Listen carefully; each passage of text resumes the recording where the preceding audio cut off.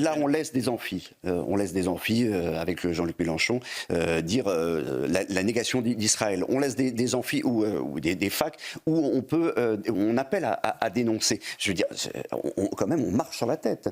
Mais Hannah Arendt avait dit que l'avènement totalitaire a manifestement pulvérisé nos critères de jugement et nos catégories morales.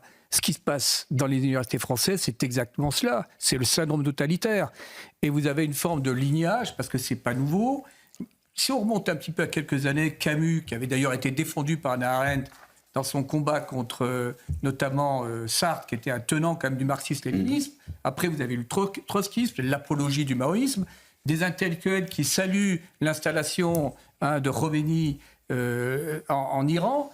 Et aujourd'hui, vous avez les universités qui sont gangrénées par ce totalitarisme qui se traduit notamment par l'islamo-gauchisme. Dernier mot, parce que un mot quand même pour terminer sur ces facs françaises qui semblent, Jonathan Arfi le dit, il n'y a plus de contrôle. Il n'y a plus de contrôle. À l'américaine. C'est ce que ça dit de l'avenir, parce que les écoles comme Sciences Po, c'est l'école de formation des élites. Donc ces jeunes étudiants-là qui sont contre la liberté d'expression, contre Israël, mais plus largement, plutôt wokistes, plutôt contre l'Occident, avec des idées très, très arrêtées et très sectaires, ces gens-là, demain, seront aux responsabilités. Ils seront dirigeants, patrons d'entreprise, patrons de médias, et donc ils risquent aussi d'imposer ces règles-là dans des lieux de pouvoir. Et c'est ça qui est inquiétant. C'est ce que ça dit de l'avenir.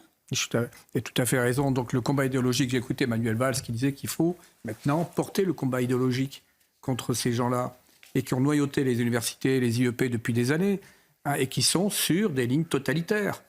Donc il faut dire les choses telles qu'elles sont. Au travers de l'indigénisme, la racialisation, les attaques contre la France, l'identité française et l'antisémitisme qui est aujourd'hui ouvert. Oui, si on ne peut pas déposer plainte, si les plaintes ne servent à rien, si on a une ministre ou une secrétaire d'État qui ne sert à rien, qui déjà que les recteurs remettent de l'ordre, que le corps professoral également remette de l'ordre. Ils ont la trouille. Mais attendez, c'est une minorité dans l'université. La majorité des étudiants ne relèvent pas de ce bord-là. Mais on dit que c'est les minorités qui font l'histoire. Mais cette minorité-là, elle doit être stoppée. Elle est parfaitement identifiée. Elle a également son prolongement politique au travers des LFI, sachant qu'il y a quand même deux gauches. Il y a une gauche qui est républicaine, il y a une gauche qui relève de Jaurès, de Blum, de Jacques Julliard. Politiquement, elle n'existe plus vraiment. Même si non, mais elle renaît quelque part. Alors, ça sera intéressant de voir comment elle va être animée, parce qu'on en a besoin.